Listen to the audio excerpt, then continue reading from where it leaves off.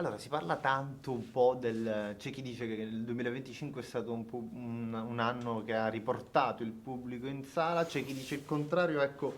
Allora le chiedo, secondo lei, quali sono in realtà i principali ostacoli oggi per riportare il pubblico in sala con continuità? Mm.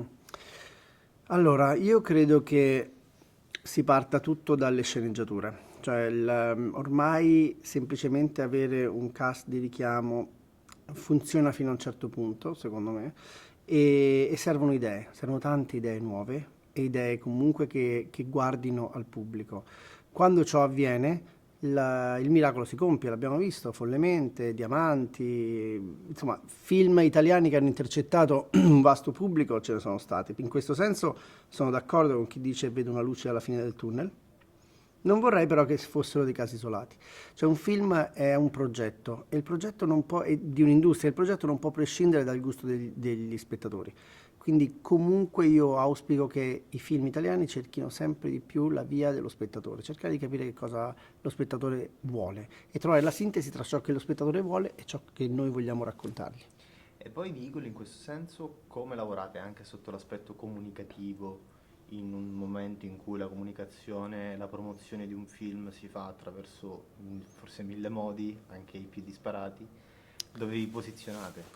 Allora, chiaramente la comunicazione è ormai da un po' di anni completamente frammentata, quindi riuscire ad acchiappare l'attenzione del nostro pubblico, specialmente se il pubblico sono i ragazzi, e chiaramente uno dovrà poi adattare, quindi se sono i ragazzi quasi mai stanno davanti al televisore, quindi dovrei usare altri mezzi per andare a prenderli. Se il film invece è un film più adulto tipo Norimberga, invece la televisione diventa essenziale.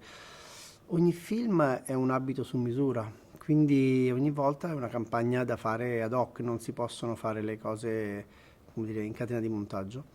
E quando poi hai 40 film come abbiamo noi diventa complicato, ma va fatto. In chiusura le chiedo, sorrento anche il momento in cui si tracciano le linee dell'anno che è stato, le chiedo in generale che anno è stato secondo lei per il cinema italiano e per il mercato delle sale. Allora, secondo me ha tenuto, però non ha avuto lo sviluppo che si sperava.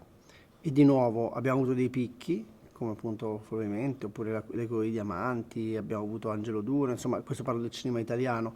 E poi invece abbiamo avuto Lilo Stitch, abbiamo avuto comunque film che hanno incassato molti soldi, quindi di questo siamo molto felici. Però diciamo che cioè, di nuovo anche qui dico che ho visto un po' una carenza di idee.